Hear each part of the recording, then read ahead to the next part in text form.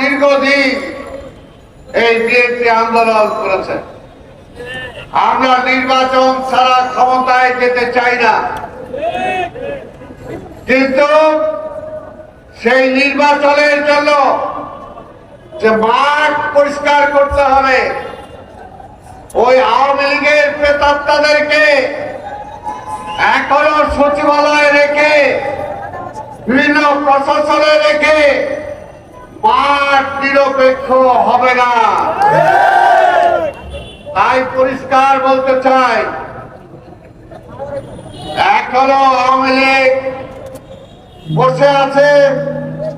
শেখ হাসিনা মাঝে মাঝে বলে যে আমি আসতেছি, আমরাও তো অপেক্ষা করতেছি,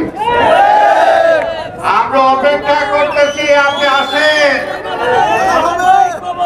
পালাবেন কেন?